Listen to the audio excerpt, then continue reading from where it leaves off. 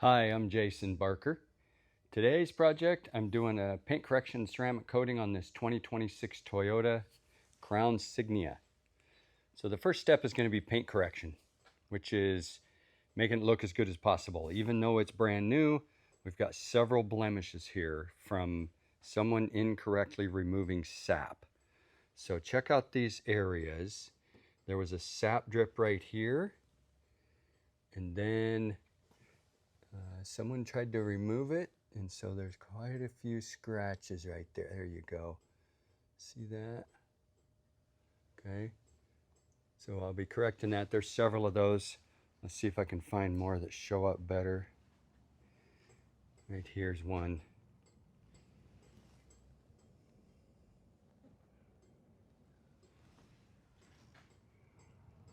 There we go. Right there. See, there was some sap, and then they rubbed on it too aggressively with whatever they used and caused these scratches. And then there's more around here. Right there's a doozy. There we go. There's good lighting for you. See a sap drip where it's kind of shiny, but they caused more damage by rubbing on it.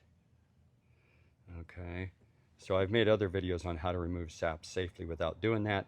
This video is about paint correction prior to ceramic coating. And then we got one more here.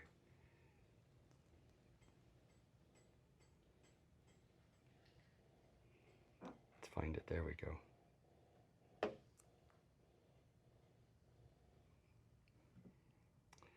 Yeah, these are hard to see in this light, aren't they? But that's what paint correction is all about. Is trying to find, there we go. It's trying to get these to look good in all angles. Yeah, look at that. Okay, so I will be polishing these areas individually first, and then I'll do the whole car. Okay, so let's attack this first spot right here. So I got my Bigfoot mini polisher with a wool pad. I'm also using Optimum Intensive Polish because I will be using an Opti-Coat product on my ceramic coating. I've got my hearing protection and my correction light. And let's go to town, see what we can do here.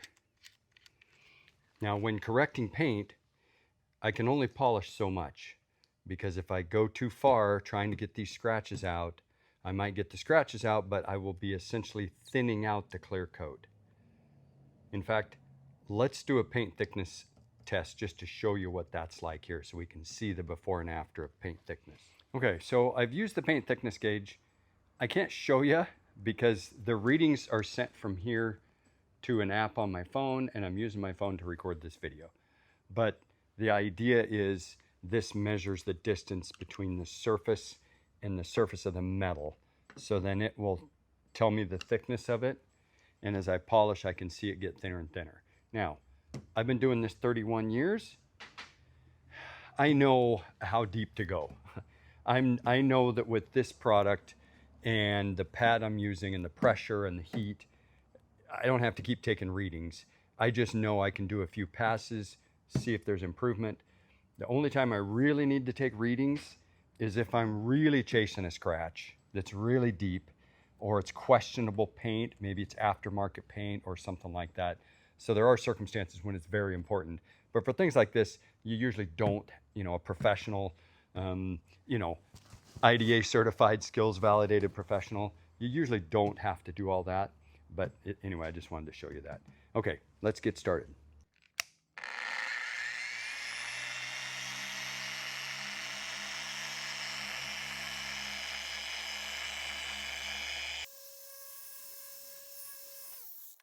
Feeling for heat.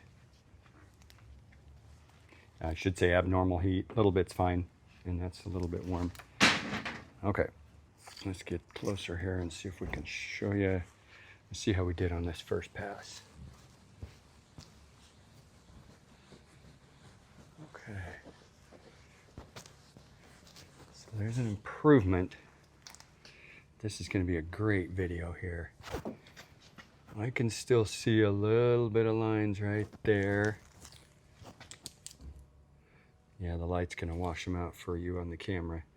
But I can also see some marring from that polish that I used.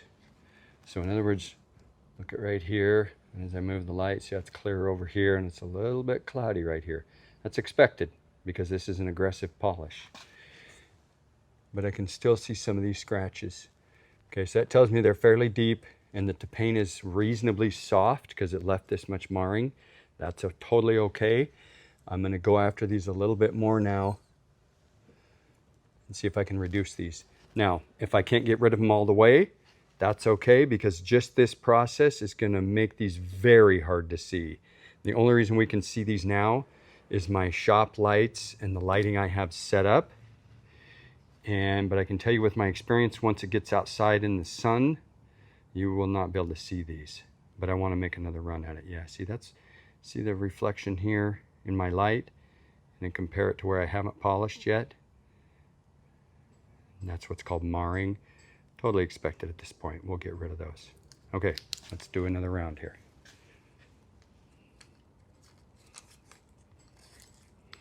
This will be a great video because it'll show you the restraint that I'm going to show, in that I'm not going to go after these scratches no matter what and say, oh man, I got to get this out no matter what, and just keep grinding and grinding, because that's when you either go clear through the clear coat, or you thin it so much that now you've compromised its UV protective properties against the paint underneath.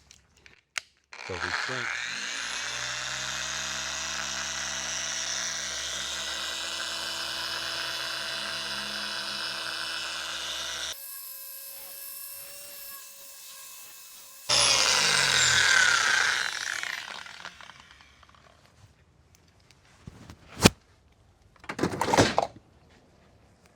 Okay, let's give it another look here.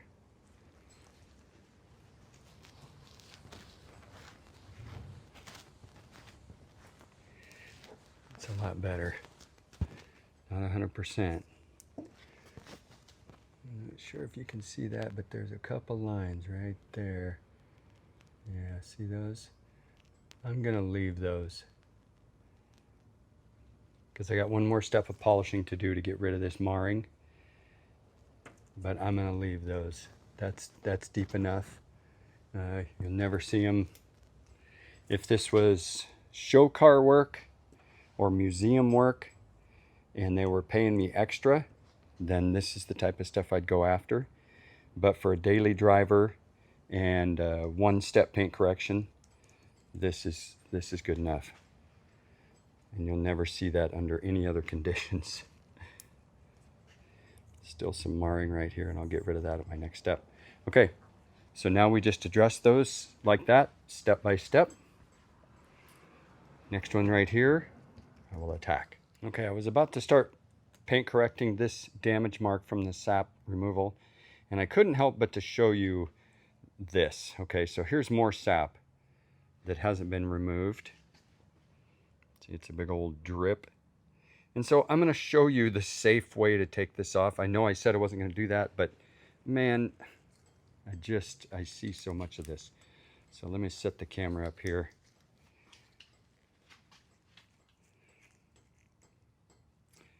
And this is to avoid causing damage like that. So, Fresh Start Detail brand sap and tar remover. Get a microfiber towel. The ones at Costco are just fine. Put the chemical on the towel, and then very lightly just let the chemical do the work. Okay, I'm not using hardly any pressure here as I go back and forth. I'm not getting in a rush. I'm just letting the chemical do the work, and it dissolves that sap perfectly safely. No damage to anything.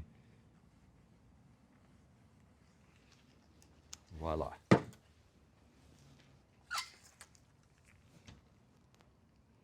Gone. No damage. And this is on soft plastic, not even on hard paint. And that took it off completely safely.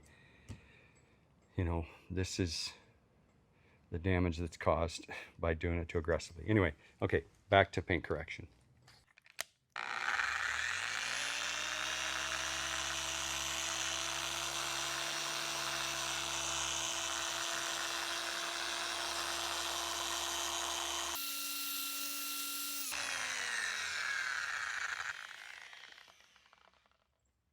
That is gone. Completely gone. So that one only took one step. Oh, see a little bit of marring though, as expected, and that's okay. We'll take care of that in the final step. But the actual damage mark is gone. Okay, on to the next. This is the nasty one that'll show up in the daylight because of the location of it. Let's see if I can get the camera right on that dude. There we go. How ugly is that? Okay. Now, there is a chance, because of the shape of this panel, that this pad may not get in there exactly like I want. Just because of the shape, it's really concave right there. So I may have to switch to a foam pad like this, because it'll get in there better. But let's try it with this first and see what happens.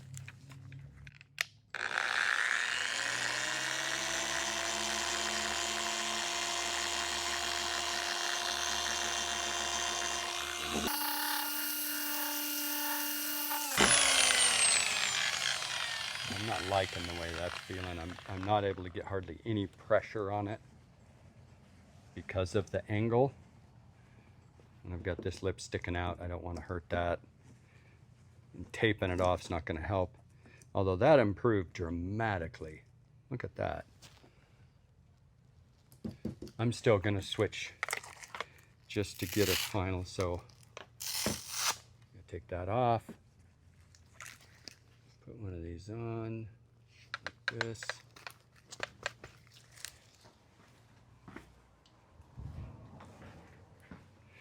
Apply some of my polish.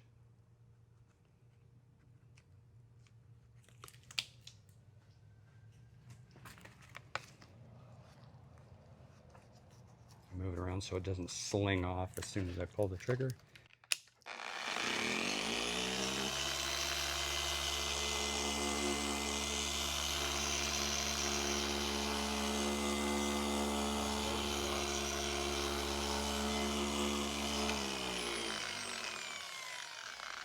Much better. See, that's just much more flexible and pliable to get in there.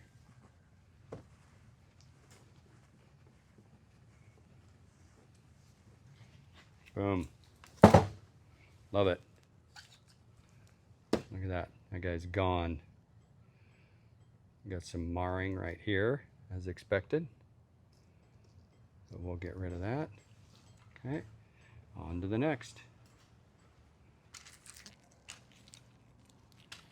See if I can get this one on camera too. This is difficult. Right there. In fact, the spot right in the middle, I imagine I won't be able to remove that because it looks like it's made a mark in the paint right there. Right here. See if I can get a better angle. There we go.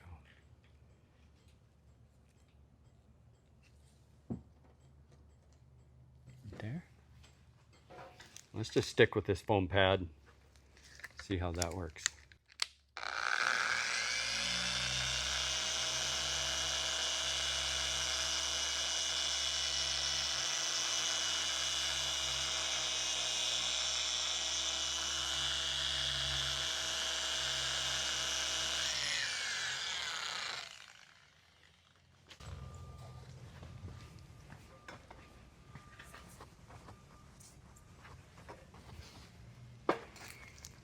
Okay.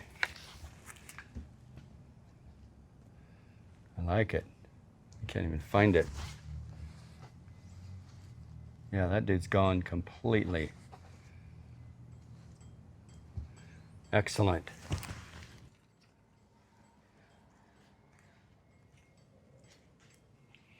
Okay, so I've hit a few other spots.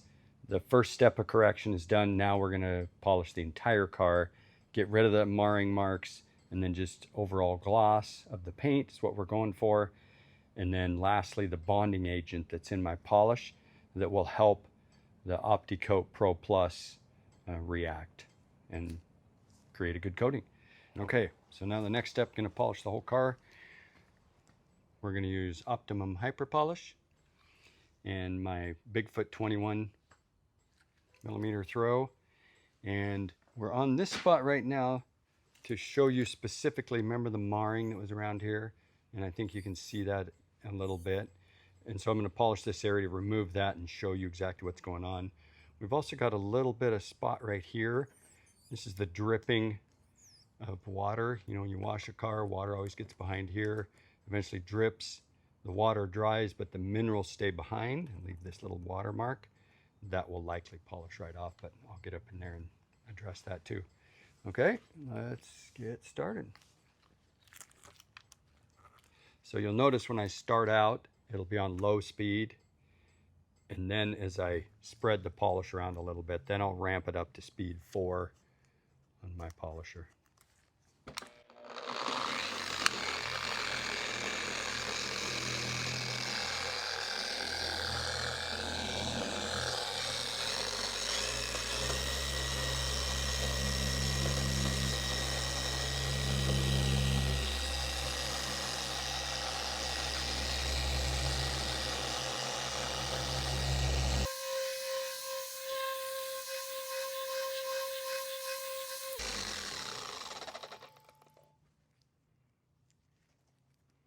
So you see how I went back and forth, you know, down and back up, and then right to left. We call that 4 passes back and forth. That ensures a nice even polish. Let's wipe it off.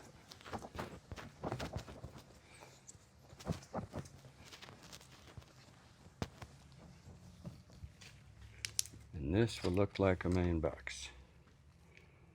See, no more marring, and then you can even see my reflection even better than on the before. See, a little bit hazy, and now we're here with great clarity. Got a little extra polish there. Our mark under here is gone. Get my light to work. There we go. So now I do the rest of the entire car, and then we'll go to the next step.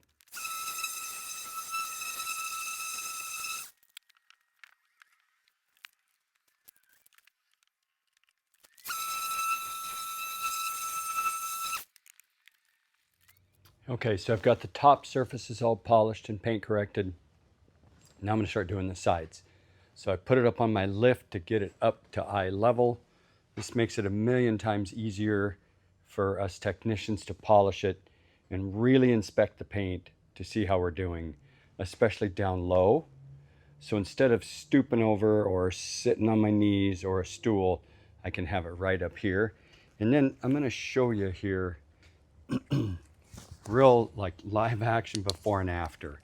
So a brand new car, right? 2026 Crown Signia Toyota.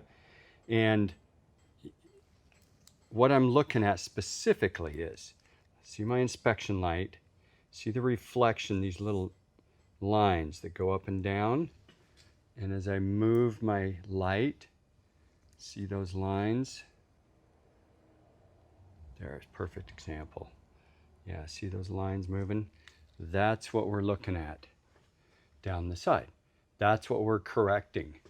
Because once I put the ceramic coating on, it's going to cover, you know, it'll go over the top of those and it'll lock them in. So we want the paint to look as perfect as possible before we put the ceramic coating on. So I'm going to set the camera here, do a portion, and then show you the before and after.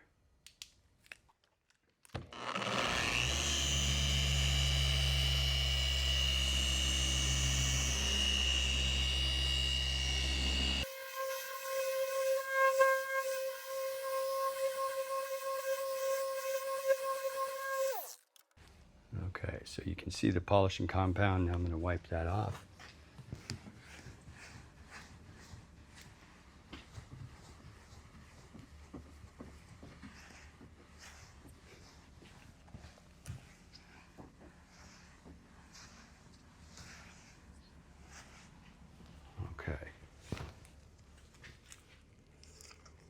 Let's see how we did here. Get my light back on. Okay, here's a perfect example right here. So you can still see those lines. Let me get the camera set up better. There we go. See those lines still? You go, oh, Jason, you did a poor job. You didn't get those lines out. That's actually polish residue.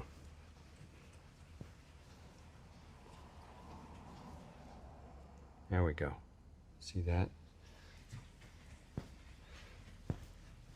So these are the steps we have to do as professionals to make sure we're getting the best results for our clients.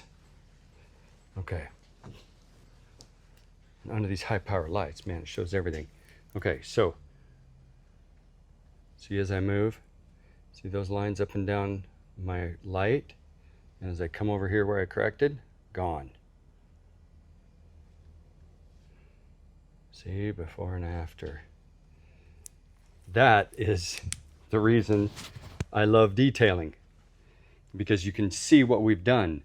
This is better than showroom new. And people say, oh, my car's showroom new. Why would you need to polish a new car?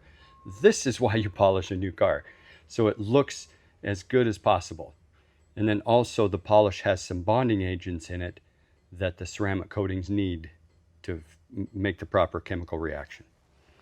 All right, so now I just worked my way around the whole car.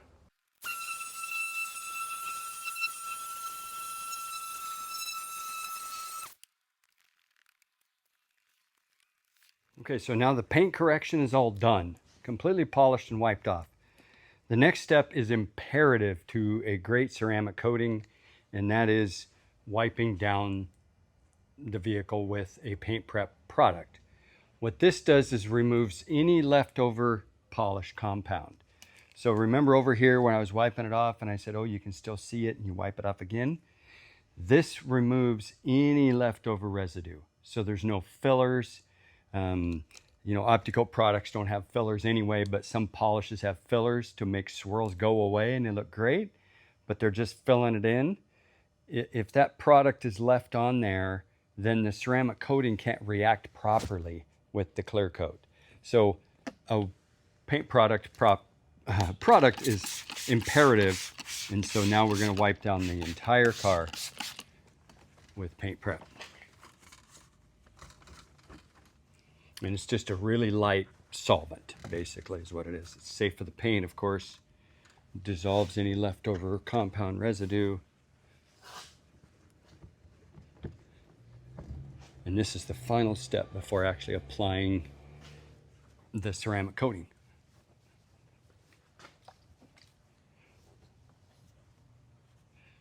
A lot of wiping involved in this process, isn't there?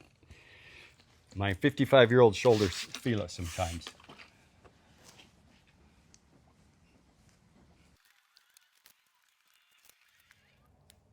Okay, the next part is opening the kit. So this is getting Opti-Coat Pro Plus. And here's what's inside. Get a Pearl Weave microfiber towel to wipe off the coating. Get your warranty card information in here. I'll fill that out later. Applicator pad.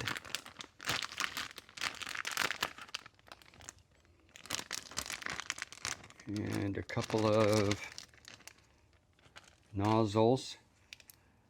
So these go on the tips of the syringes. Applicator pad for the plus part, the second layer. And give you some polish here, which I've already done. I already have, but this is hyper polish. And then the actual syringes themselves. So the first one you put on is Opti-Coat Pro, and then you put on Plus, which is a catalyst. So it's a second layer, makes it much harder and a little bit thicker. All right. So we're gonna go, and we keep track of these syringes too, because see that lot number right there? Every single syringe has a lot number on it. That lot number is tied to the warranty kit itself, right there. And that is tied to my shop so that they can trace where the kits have been, making sure that only authorized installers are installing their product. Okay, so then this goes on like this. Take the tip off.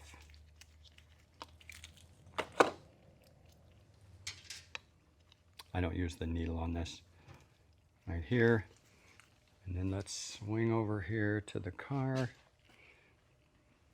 And I'll just do a small section because filming it would be very difficult. So I'm going to do this section right here. I'm going to show you. We're going to look in the reflection of that light right there. And you're going to see what this product looks like. Okay. So you go like this, and then like a ketchup bottle, you put a few drops on there. Okay.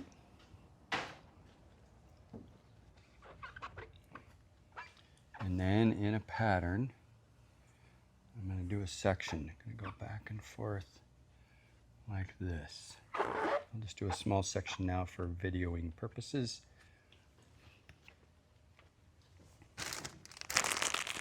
Okay, you can see that liquid right there on the surface. Yeah, see in that reflection, see how it's kind of a rainbow look?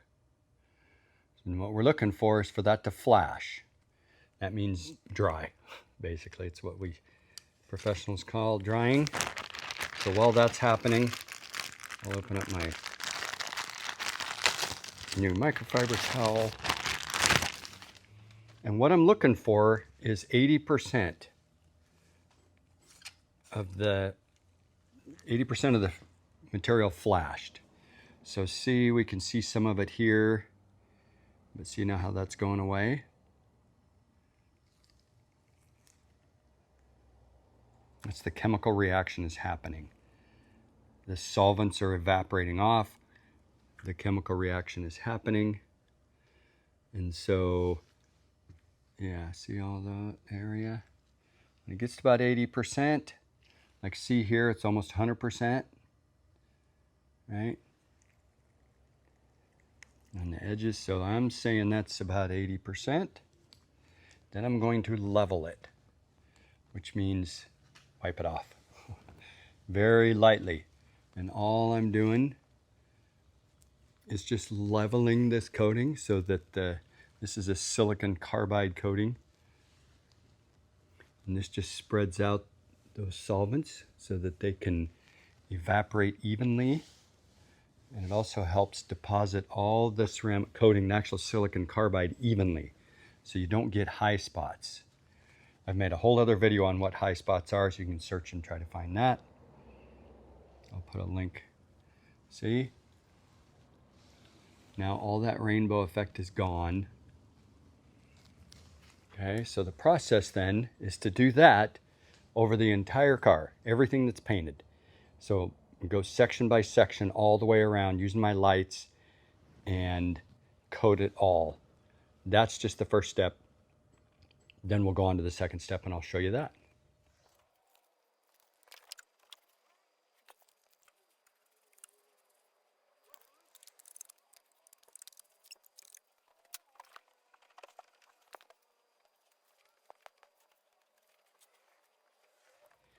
So I know I make this look easy. And you're like, well, anybody could do this, Jason. And remember that I've been doing this for decades. So like most professionals that do something all the time, you make it look easy. Common pitfalls that people that do it themselves. Now this product, Opti-Coat Pro Plus, is a professional only product. So it's not a DIY, but some common mistakes that less experienced detailers or maybe beginners that haven't had the proper training do is, besides all the prep you saw me do, is if they make it to that point perfect, then you can commonly not put this on evenly and miss patches. That's why you see the pattern of how I go around is very distinct. The next thing is, like I said before, leaving high spots, so blotchy marks where the coating is too thick, it wasn't leveled properly. That happens frequently if the lighting's not right, especially down low. Now again, this car's on a lift, so I have it right at eye level. I can inspect every inch of this really easy and make sure I'm putting it on properly. But if someone doesn't have a lift and they're doing it on the floor and their lights aren't well lit in their shop, it's common to leave high spots.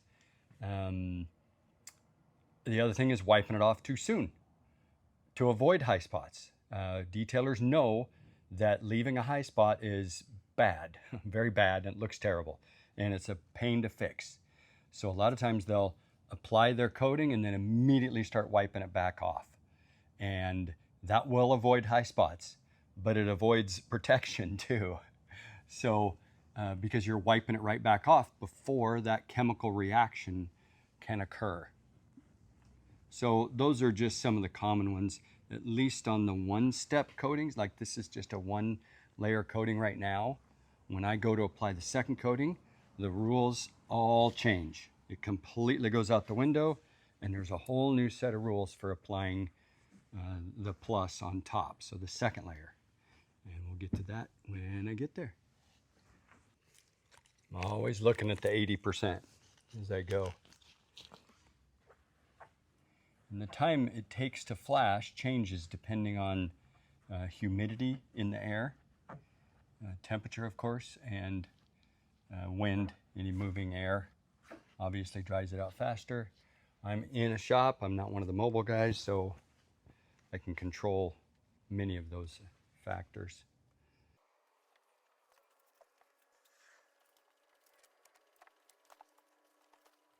Okay, so now we got the whole thing coated with the first step, Opti-Coat Pro. Now comes the second step, Opti-Coat Pro Plus. Okay, I've waited an hour for this to fully cure per the directions. And then when this goes on, well, I'll just show you here. First thing, get that new applicator out. Okay, and this is not just an average sponge. You know, it's a microfiber, really soft. But inside, here at Crinkle, that's a liner inside. What that does is help keep the coating, since this stuff is so expensive, when you apply it to here, it keeps it on the surface. So it's not a sponge inside that's just gonna soak it all up. Okay, so just a minor little thing you may not think of, that applicators. And then this, we will put the tip on, which means break loose the old one. You're putting this little tip on there. That's so we can really tightly control how much product we're putting on.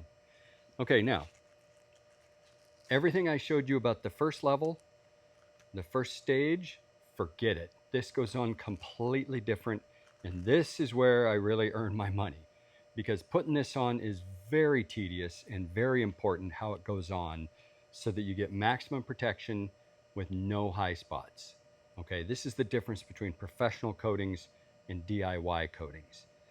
The professional ones are way harder to install, but the results are way better and last much longer. So here's the trick. When I put this on, I'm going to put product on here, and then I'm going to start applying it. It does not take hardly any at all to make this happen. So the other way, when you saw me put it on, then you could just see it on the surface, that's too much for this product. Otherwise you're going to get high spots galore and it won't look good at all. So it's more of a catalyst. This product just needs to touch the surface of the other one for the reaction to happen and to build that next layer. Okay, so if you can see it smearing when you put it on, you're putting on way too much. Not that you're ever going to do this, but just to show you what I'm looking for.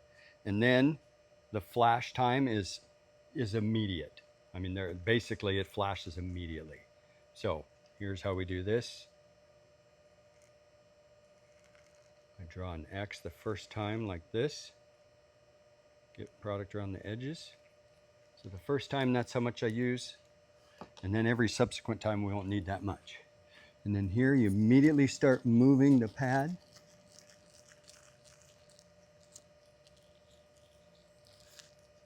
And Do it in a pattern, and then level it immediately. Now, I can't really show you with the camera zoomed in because there's nothing to see. I mean, when it goes on, there's nothing to see. How I can actually tell is the friction from the towel. When I go like this, I can feel like down here where I haven't applied, it's fairly grabby, which means it wants to grab, watch this as I slide, it wants to grab that towel out of my hand. And that's called grabby or grippy, is what we call it. But up here where I've applied it, it glides much, much easier. And that just means it's applied, it's slick, it's harder. And then of course that will continue to cure for the next several hours. So now this is the process to ground the whole thing. This is the one that really works your shoulders because you're doing so much more rubbing and you're using a little bit more pressure. Whereas the first layer, you're just kind of gliding it on. This one, you're using a little bit of pressure and then you're immediately wiping, and you'll see me working much faster. Okay. So now that I've got some product on my pad already, there's a little bit. From then on, I won't use nowhere near as much. I'll just do one line like that.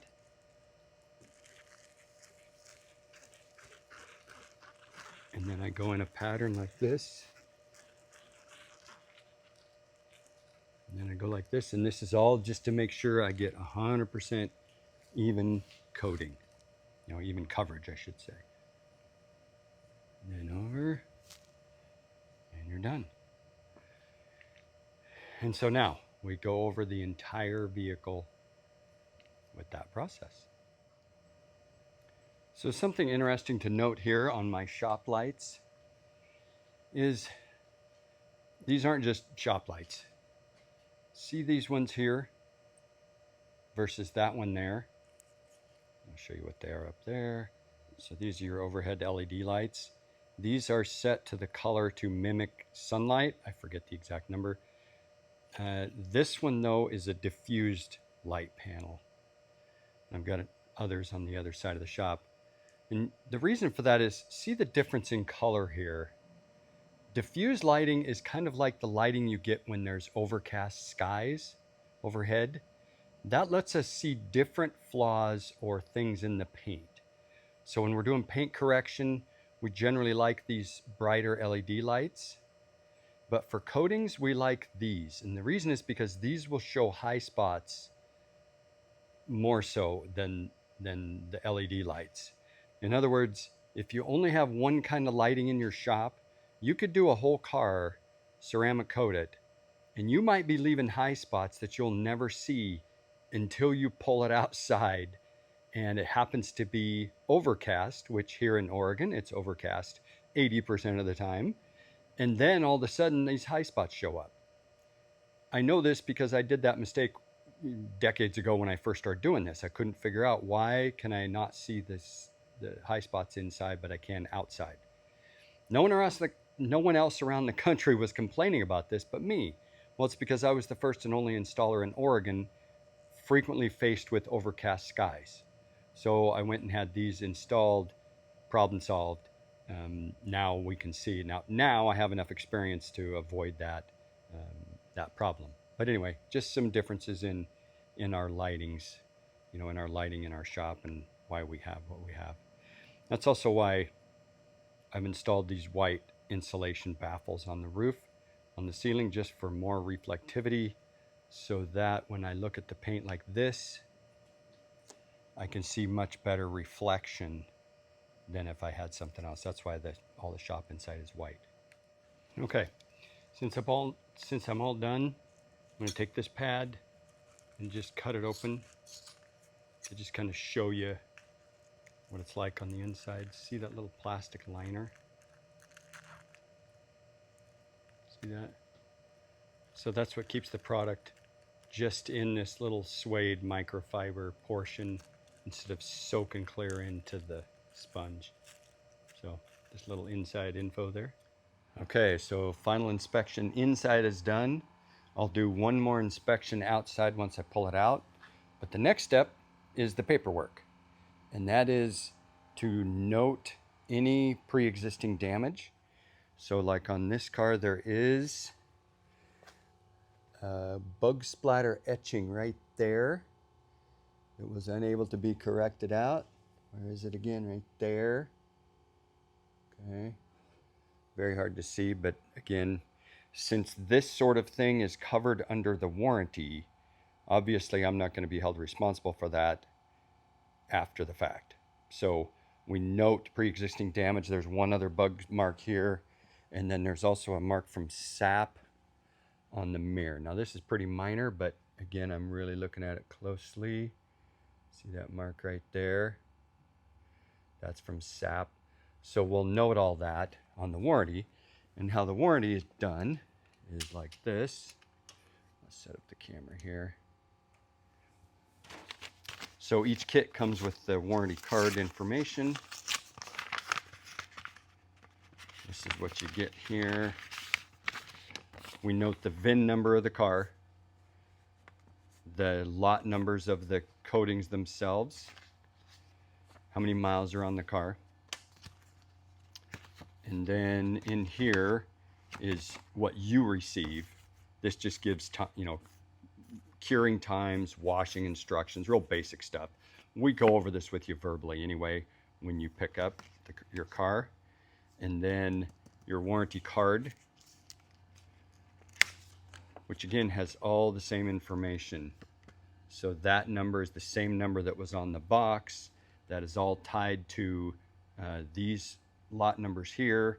That is tied to my shop so that they know if there's any problems, they can trace it back to this. And then an activation code on the back that we use.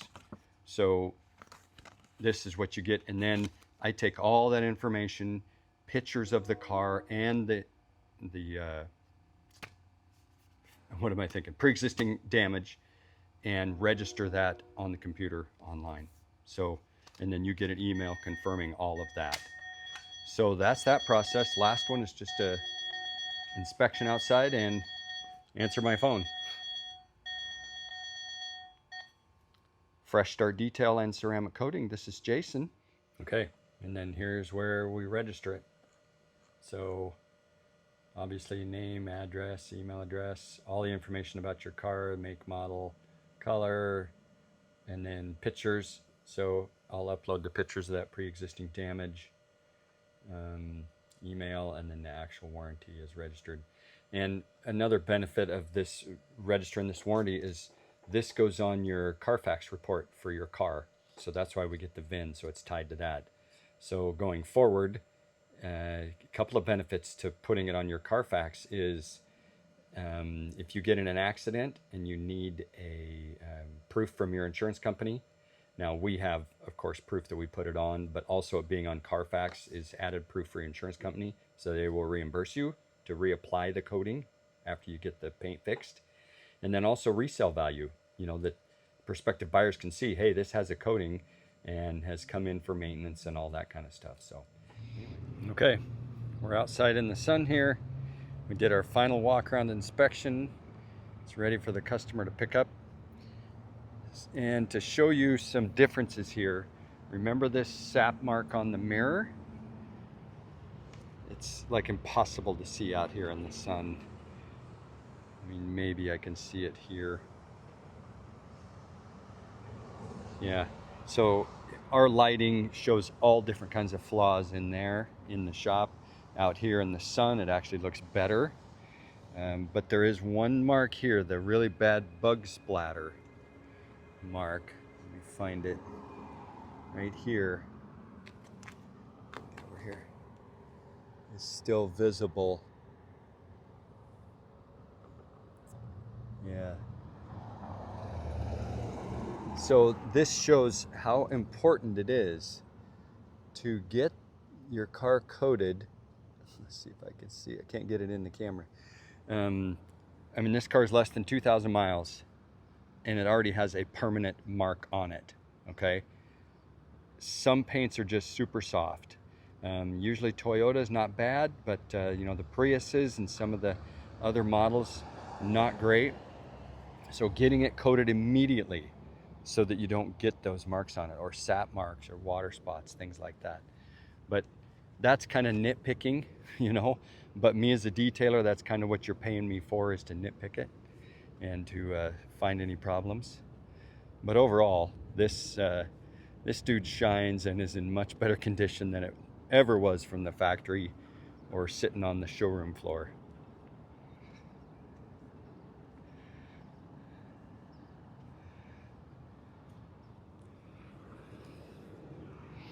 And that's it. Thanks for watching.